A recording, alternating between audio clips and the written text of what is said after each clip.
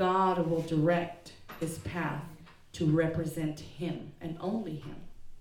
And so I think that's what it means to me. When I look and I see the 20 years of waiting, I think of that because I waited, and when I birthed him, he revealed to me as God's representative that my other children would also have to be God's representatives. Amen. Amen.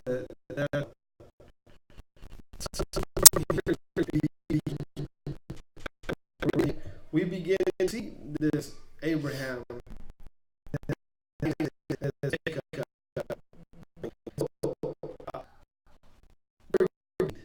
Right? Yes.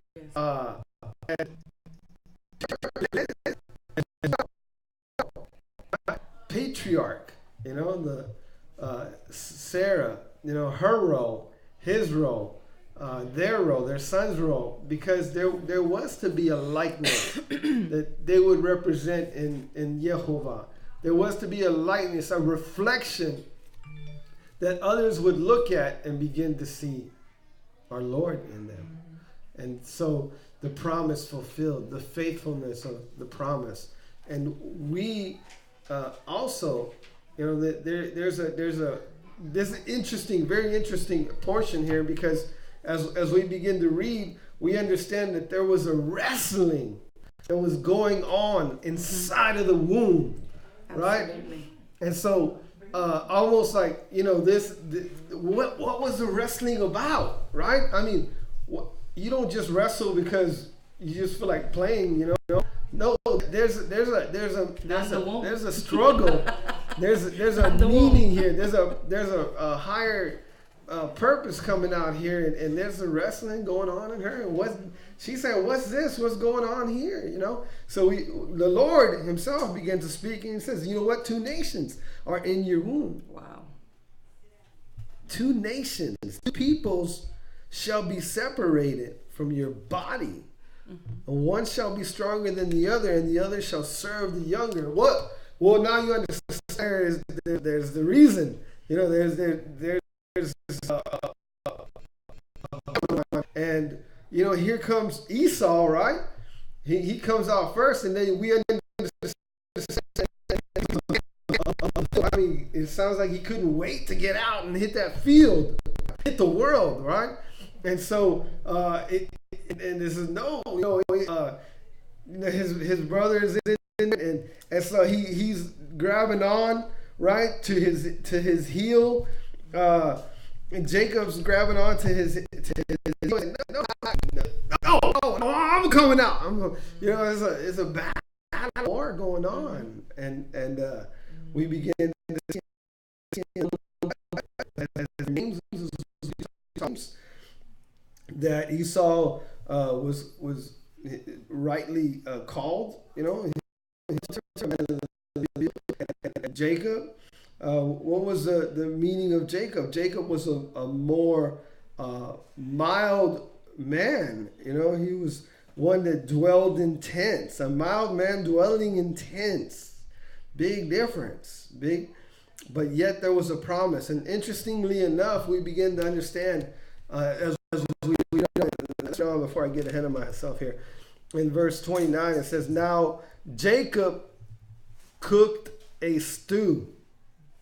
Does a stew sound good right about now in this time? The weather.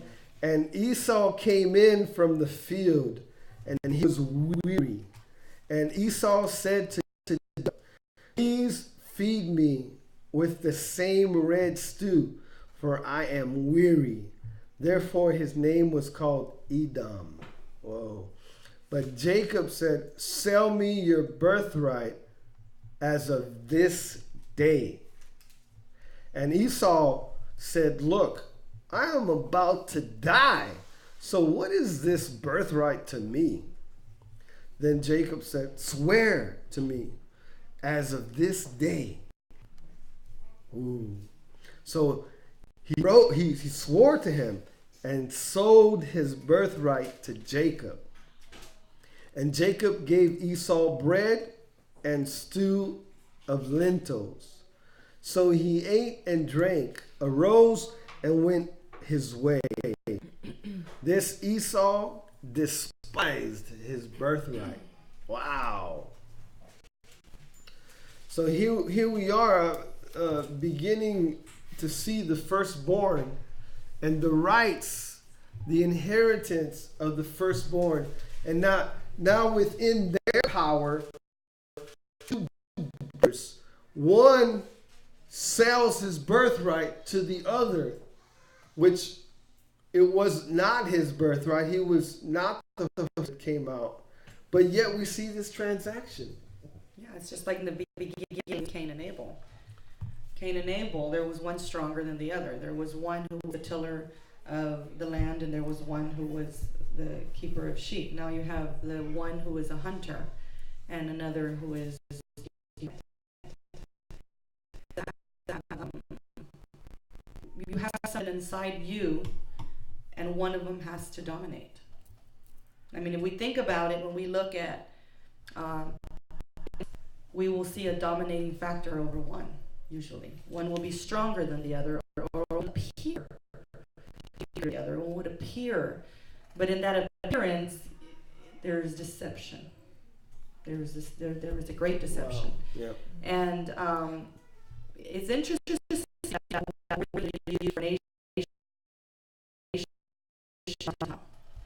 it says there are two nations, or there are two goyim. There are goyim in your womb, he says. There are goy in your womb. And so you look and you're thinking, if a person called you a goy, they're calling you uncircumcised. That's what they're doing. They're calling you uncircumcised. Either uncircumcised of heart, uncircumcised of religion, or uncircumcised of your faith, or uncircumcised of a nation, or being other than Jew.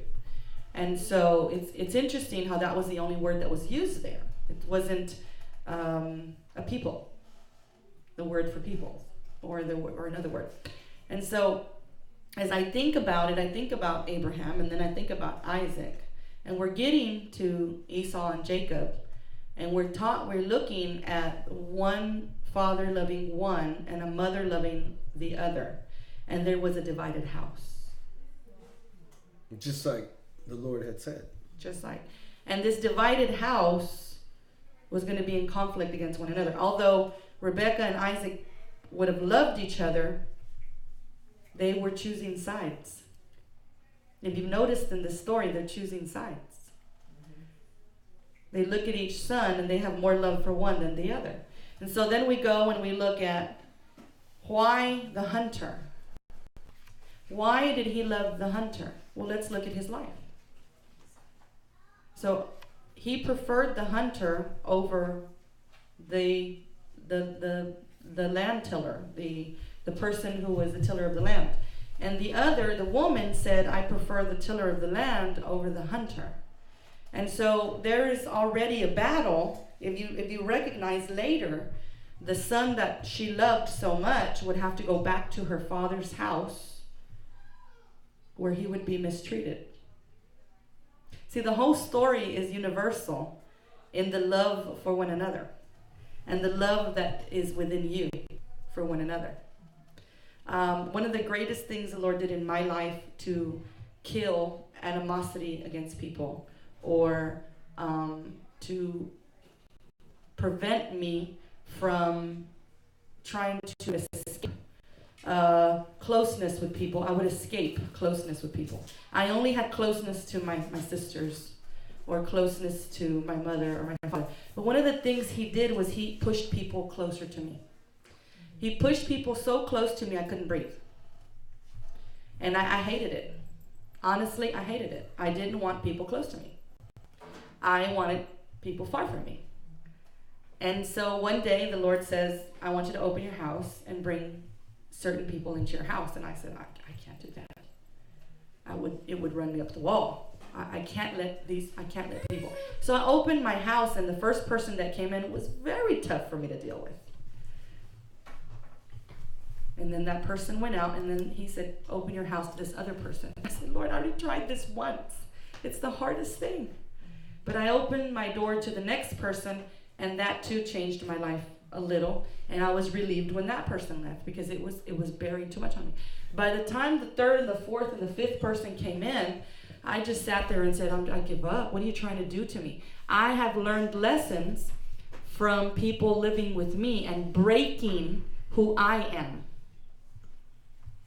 Breaking who I am. See, they came to my home for help, and they helped me. That's what happened in my life. Not me helping them, because when they left me bills, or they left me this, or they left me that, and they were a headache, and I did everything. I'm not going to sit and go, that person, they just left me headaches. And when they left, I was so glad to be rid of them. I can't, because every person is a lesson to break my will. Your life is a lesson to break my will. Who I am, when you impact me, I'm either going to learn from it, or I'm going to be unworthy of what God has tried to teach me through you being in my life. When Jean-Pierre left our home, he was one of the last ones that lived in our home before my mother had to live with us. We wanted my mother to live with us. We didn't want her by herself. And Jean-Pierre was living with us, but it was about to get more crowded. And so I talked to Jean-Pierre, and one of the first things that he remembers was telling you thank you. Do you remember sitting in the kitchen and I said, you've changed my life? Yeah. And you said, no, I didn't. How did I change your life? You're the one who took me in. And I told him, I said, wait a minute, haven't you learned? I said, did you not learn something? He said, well, explain to me what I'm supposed to have learned. Building character. You build me. You built me. There was a need in my life.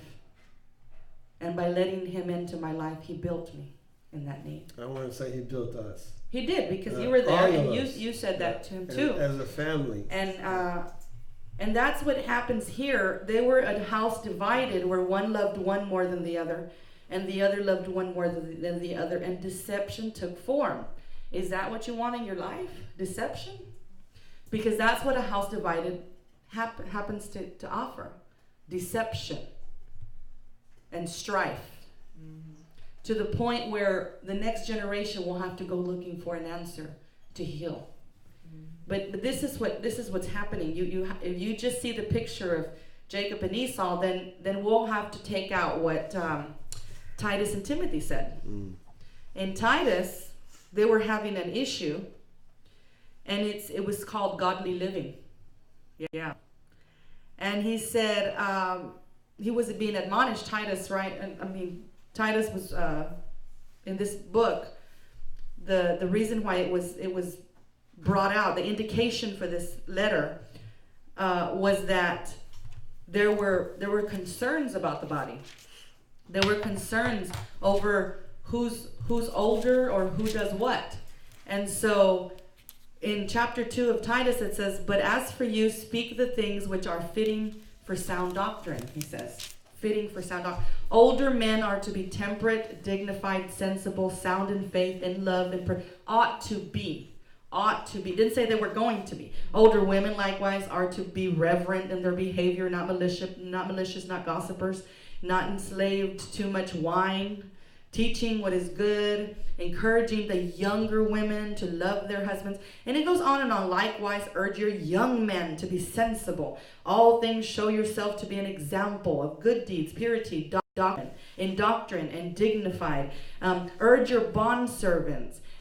No pilfering. Let the grace of God come in. Instruct one another. Deny ungodliness, worldliness. He goes on and on and on. And then right over here, it would caught my attention. He says, in this a trustworthy statement and concern these things, I want you to speak confidently, so that those who have believed God may be careful to engage in good deeds. Those who believe in God. All these things help those who come to believe in God, right? To be encouraged to good deeds. It says, but the things, these things are men, but shun foolish controversies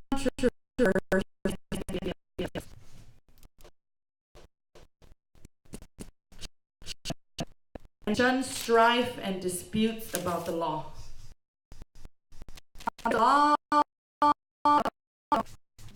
There's a lot. Here we're talking who is who. Remember that says who's who and this and who's who and that. I remember receiving that book when I was a senior. Trying to find my name because it was a who's who. Who's who. That's really what we should be looking at, the godly living part, and shunning the foolishness of thinking that Jacob was greater than Esau or Esau was greater than Jacob. That's foolishness. There was a purpose for both. And with the life of Rebecca and her genealogy, they were there within her womb. And they were at battle. And when Jacob comes forth victorious with his brothers,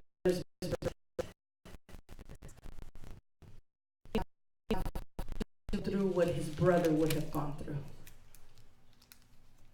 Whose birth was he living? His own? No. He was living Esau's birthright. And Esau was but Jacob, by taking the birthright, had to live out Esau's birth. Right. And so we don't see that. And we say, oh no, he wanted fair and square. Fair and square. There was a swearing. There was a that. Higher. He's this. He's that. There was simply a living out of a birthright. And if you think it should be something else, then out. Not your purpose. Have you? Did he talk about that? Your own puzzle piece to the do you ever because I guarantee you he will answer. And you are so vital to his world. He'll answer, mold, he will guide, and you will be the most unique. He's so individual that there will be no one like you, and they will look at you and praise your God. They will. There won't over someone else's birthright. You don't have to desire what's not. You don't have eyes to desire what could be. You don't have to have eyes like that, because if you God has ordained for you, you're going to be busy eating with that, and you are going to be indulging in the goodness of your God, because he created you specifically for his works, specifically for his deeds. Wonderfully he called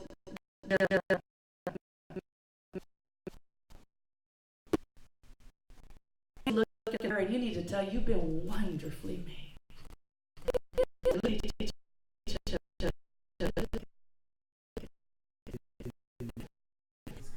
Fearfully and wonderfully.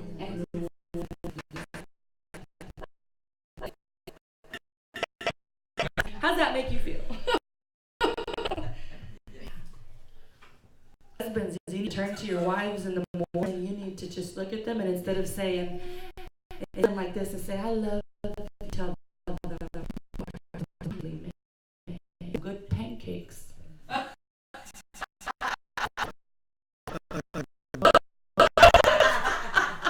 You are going to have You are so wonderful. Dunkin' Donuts coffee. That first one was breakfast. You are so wonderfully made. That's lunch. You are so wonderfully made. For you appetizer gentlemen who are not married, who are going to have to write out your commitment to your brides, you remember that.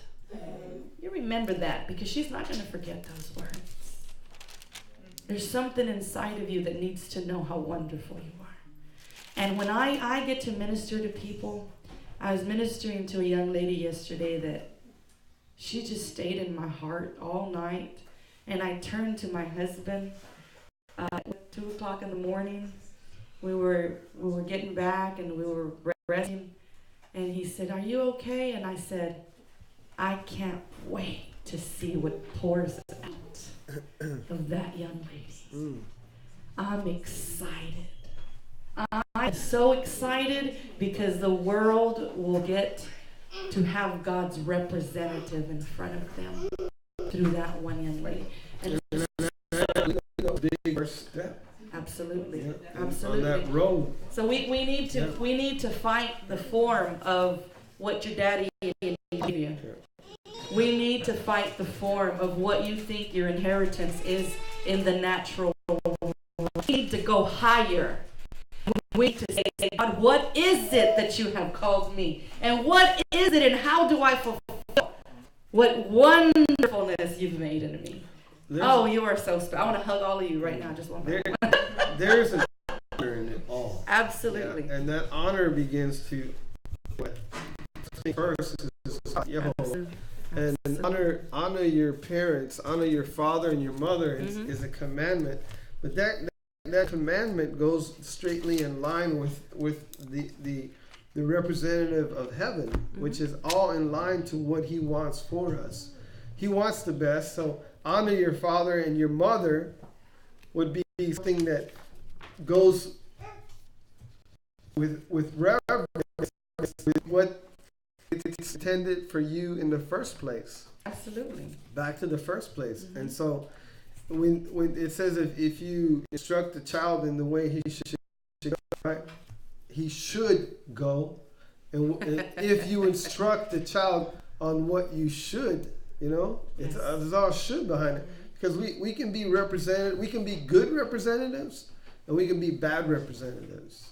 And it's on how we come to maturity at a certain age.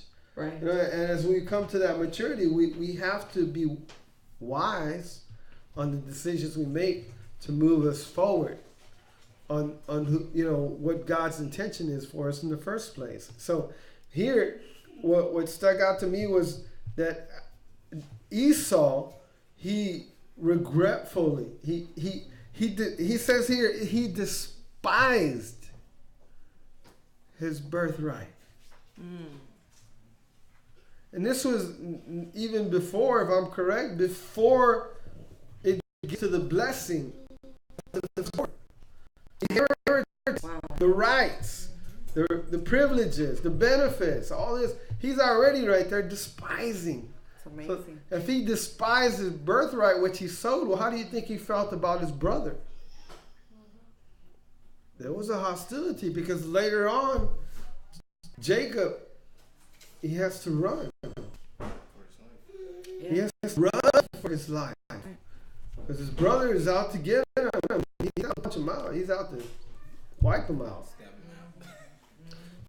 So here, he believes the only way to get his birthright back is to get rid of him. Right.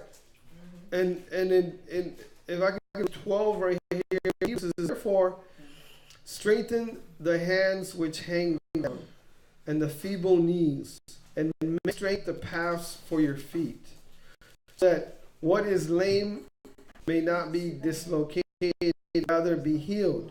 And here's what I'm getting into. Pursue peace. Pursue shalom with all people and holiness, for without which no one will see the Lord. Wow. Looking carefully, lest anyone fall short of the grace of God, lest any, here it any of bitterness springing up, causing trouble. And by this many become defiled. Did you hear that? It didn't say a few become defiled. It says by this many become defiled. Lest there be any fornicator or profane person like Esau, who for one morsel again on the food. For one morsel of food sold his birthright. For you know that afterward, when he wanted to inherit